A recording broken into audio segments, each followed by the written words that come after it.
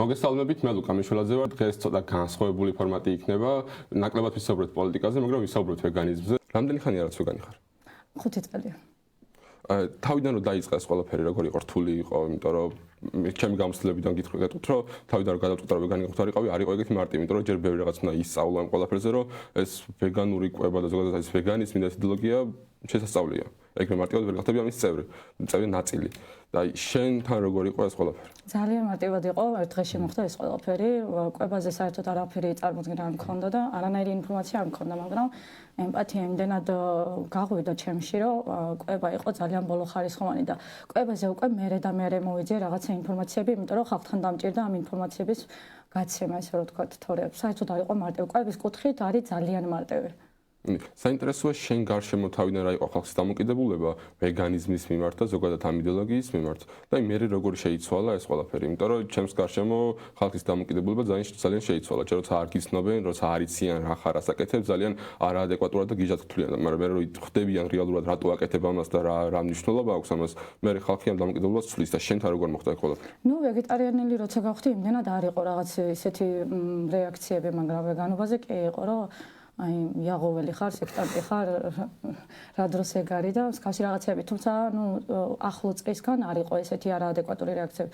ნუ ცოტა შორი წრიდან კი იყო, მაგრამ იმდენად პრინციპული ვიყავი ამ თემაში და იმდენად თავდაჯერებული ვიყავი ჩემს გადაწყვეტილებაში, რომ რა თქმა უნდა მე ეს რეაქციები ძალიან შემცირდა.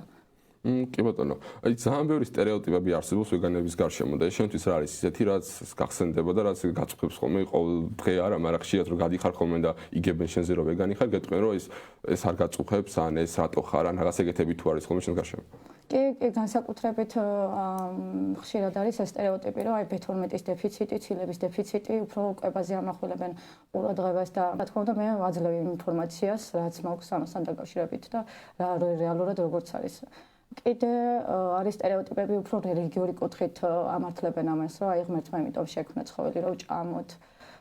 სოციოკულტურული მითებიც არის ამასთან დაკავშირებით, რომ აი ჩვენი წინაპრები ყოველთვის ასე მოდიოდნენ, ასე აკეთებდნენ და შენ ვინახარ, რომ ეს ყველაფერი შეცვალა და ნუ ძალიან ბევრი სტერეოტიპია რა.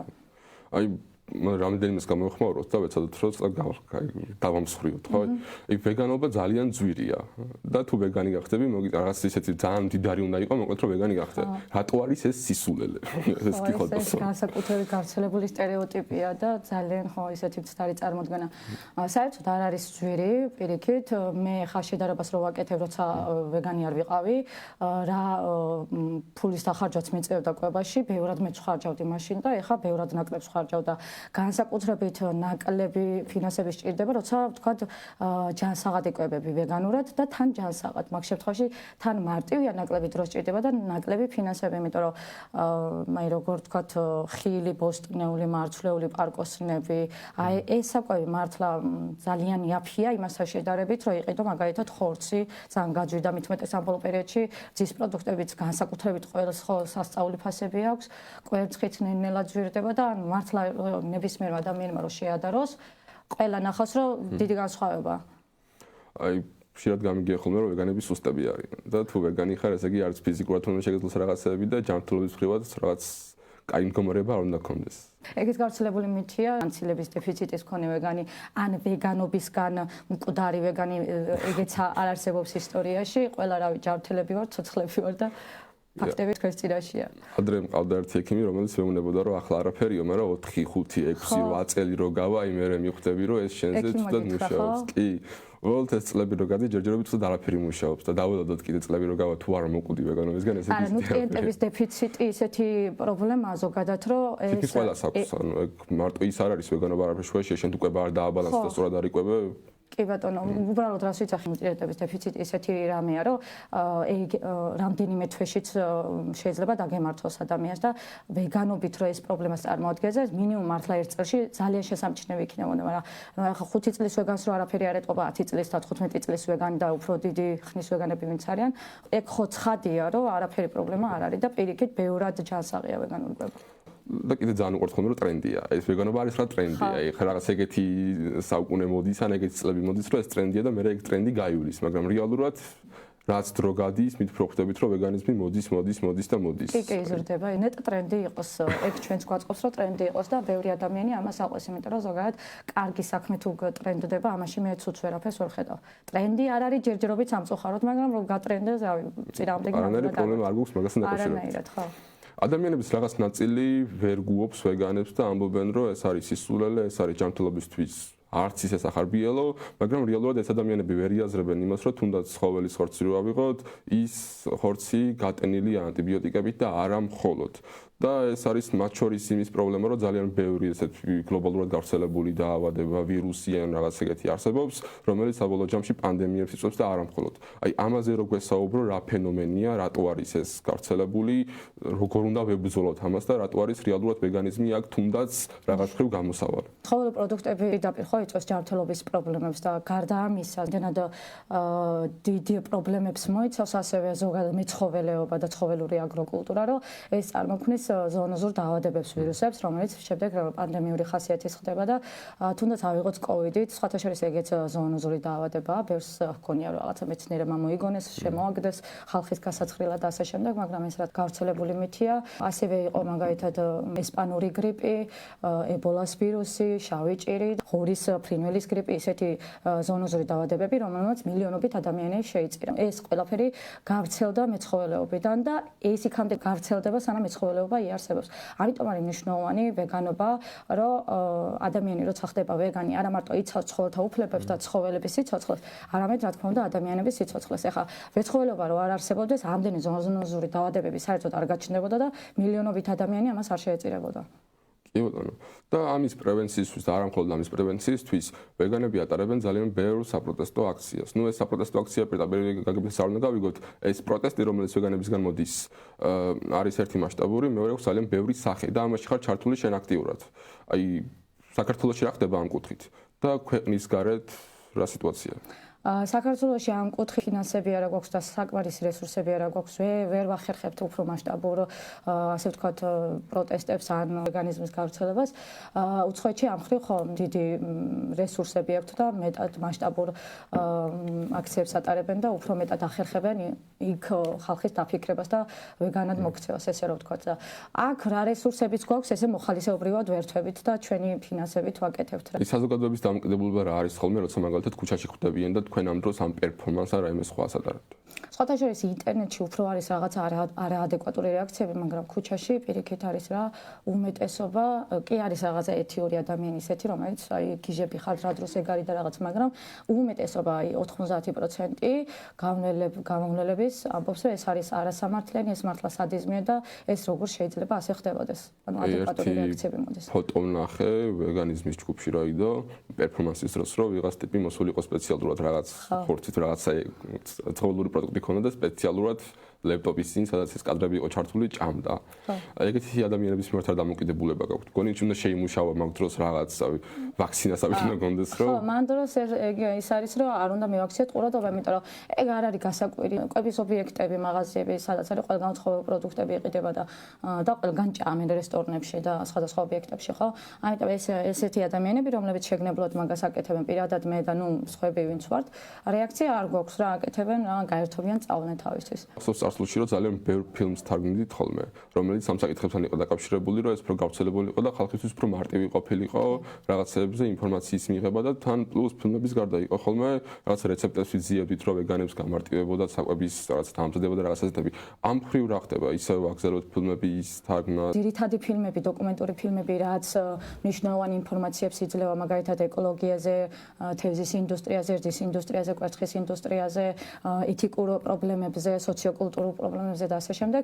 აი ეს ძირითადი ფილმები ამოვუკრიფეთ, გავახმოვანებინეთ ქართულად, ისიც ჩვენი მოხალისეობრივი ფინანსებით რაღაცა 5 ლარი, 10 ლარი ზოგი რაღაც ესე დადო და ესე შევკრიფეთ. მაგას ვამბობ რა, ჩვენ დაფინანსება რო გქონდეს, ბევრად მასშტაბურ რაღაცებს გავაკეთებდით და გავახმოვანებინეთ ასევე ნუტრიციოლოგიური ვიდეო, სადაც ახსნილია მეცნიერული კვლევებით, თუ რა ზიანი მაქვს ცხოველურ პროდუქტებს. კი ბატონო. მე რაც მაინტერესებს და ამ საკითხთან დაკავშირებით რას ფიქრობ არის ის, რომ შესაძლებელია თუ არა ადამიანი 100% იყოს ვეგანი. იმიტომ რომ სავამბობთ რომ ვეგანები ვართ, ძალიან ბევრს უაზრო რას კომენტარებს იგებ ხოლმე, რა თევზების სახს რატო სვამ და აი შეიძლება უამრავი სიგიჟე მოისმინო. ამ ადამიანებს უხსნი რომ 100%-ით ვეგანი შეუძლებელია იყო, მაგრამ შენი, რავი, მორალურად მნიშვნელოვანია თუნდაც რომ გააკეთო ყველაფერი იმისთვის, რომ ეს ძალადობა რაც ხდება მაქსიმალურად შეამცირო. აი შენ როგორ უყურებ ამ ყველაფერს და რას ფიქრობ ამასთან დაკავშირებით? დღეს ახლა ინდუსტრიულ ხანაში რადგან ვართ, რაღაცა ზიანი ყველა ადამიანს მოაქვს ეკოლოგიურად. მაგრამ ეს იმას არ ნიშნავს, რომ დღეს თუ მაგალითად მე შემიძლია ვეგანობით პირობითად 80% ზიანი შევამცირო გარემოზე და ცხოველებზე, ამით საფუძველს ვუყრი, რომ მომავალ თაობამ შეძლოს 100%-იანი ვეგანობა, იმიტომ რომ ამის შესაძლებლობა ნამდვილად არის მომავალ პერიოდში. სამსწრაფოდ იცვლება ყველაფერი და იმდენად მარტივი ხდება. კვებითი ტექნოლოგიებიც იცვლება, მიწათმოქმედების ტექნოლოგიებიც იცვლება, პერმაკულტურა ბოლო პერიოდში ნელ-ნელა იზრდება, პერმაკულტურის მეშვეობით, მაგალითად, არ არის საჭირო პესტიციდების გამოყენება, არც ტრაქტორის გამოყენება და ბუნებაზე მიბაძვით ხდება მოსავლის მოყვანა, ესე რომ ვთქვა და მაგ დროს მწერები, მღრღნელები კი არ იხოცებიან, როგორც მაგით манипуლირებენ არავეგანები ვეგანებთან. პირიქით უფრო მეტი ეკოსისტემები ერთვება მაგ დროს და უფრო მეტი სახეობები მრავლდებიან, ესე რომ ვთქვა. როდესაც დავფიქრდი, რას ნიშნავდა დაბადების დღე ჩემთვის, რაღაც მომენტში მივხვდი და გავიაზრე, რომ თავიდან დავიბადე და ის ვერსია გავხდი ჩემი თავის, რომელიც ყველაზე მეტად მინდოდა რომ ყოფილიყავი, როცა გავხდი ვეგანი. და ეხლა მინდა შენ კითხო, რა პროცესი იყო, როდესაც უსვად ამ ცხოვრებიდან გადახვედი იმ ცხოვრებაში, რომელიც ბევრ ტვირთს ხსნის და გეუბნება, რომ ასე ცხოვრება ბევრად უფრო სწორია და ასე რო გძინავს, აი ამ ცხოვრებით რო გძინავს, ბევრად უფრო სწორია. შენთვის რა იყო ეს მორალურად, შენ რა მოგცა ცხოვრებაში, რა ადამიანად შექმნა? იმიტომ რომ მე ვთვლი, რომ ამან უკეთეს ადამიანად შექმნა.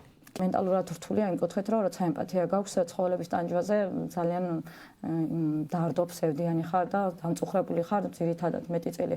მორალური ღირებულებები უფრო რაღაცა წინა პლანზე გამოდის, პრიორიტეტებს სხვანაირად ალაგებ, შენ ცხოვრებაც იცვლება რა თქმა უნდა და მაშინ გრძნობ, რომ ხარ ადამიანი, ემოციური არსება, რომელსაც ასევე აქვს სხვა არსებების მიმართ ემპათია. მართლა სხვა ის არის რაღაცა ემოციური მომენტი რა, სხვანაირად გრძნობ თავს ყველანაირად. მანამდე როგორც იყავი, საერთოდ ტოვებ იმ ყველაფერს უკან. თუ ბევრად უკაცნობ ამ ყველაფერს პარალელურად თავს. ბევრად უკან, ხო, აი, ყველაფერს უფრო გლობალური მასშტაბით უყურებ, გლობალურად აფასებ მოვლენებსაც და ანალიტიკური აზროვნებაც რაღაც უფრო გლობალური კუთხით არის რა შენ მიმართული.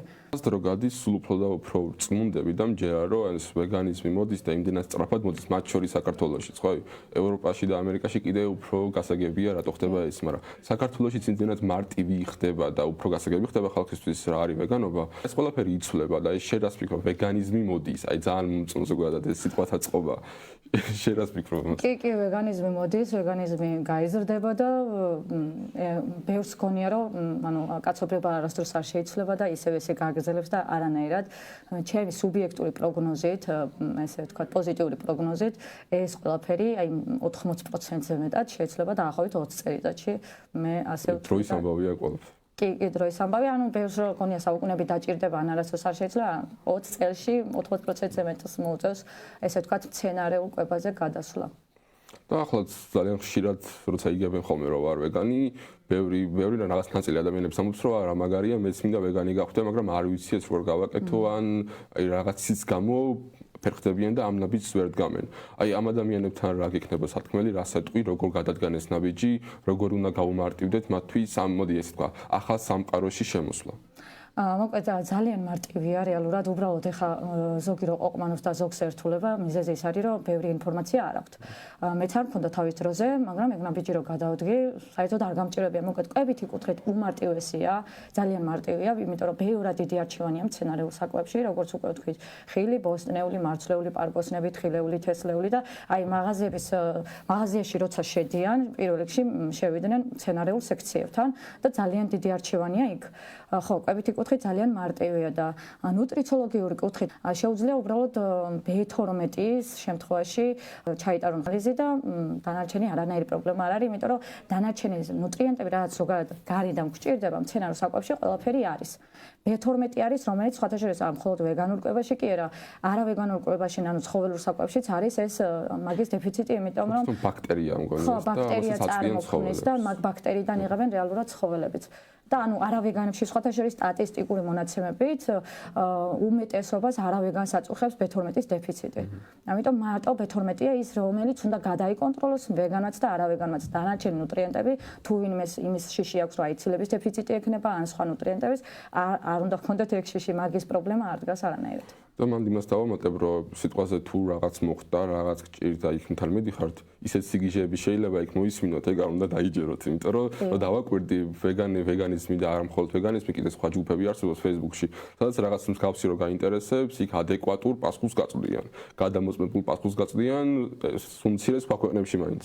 აქ ექიმებმა მეტწილად არ იციან საერთოდ რა არის ვეგანიზმი, არ სწავლობენ, არ ვითარდებიან და ამბობენ ხოლმე ძალიან ბევრ სისულელეს. ნუტრიციოლოგიაზეც არ აქვს ინფორმაცია, იმიტომ რომ ზოგადად ნუტრიციოლოგია ისეთი დარგია, რომელიც უნდა მიბმული იყოს მედიცინის ნებისმიერ განხრაზე. და ეს მარტო საქართველოს პრობლემა არ არის სხვათა შორის, ეს მსოფლიო მასშტაბის პრობლემა და მომავალში ვფიქრობ, რომ ეს მიებმება ყველა სხვა სამედიცინო განხრას, იმიტომ რომ კვებაზე არის დამოკიდებული ჩვენი ჯანმრთელობა. 80%-ზე მეტი ჩვენი დაავადებები მოდის კვებიდან. პრევენციული მედიცინის მხრივაც ძალიან დიდი პრობლემებია მსოფლიო მასშტაბითაც და პრევენციული მედიცინა-ზე უნდა იყოს მიბმული ნუტრიციოლოგიაც, იმიტომ რომ აქედან მოდის, როგორც უკვე ვთქვი, დაავადებების უმეტესობა.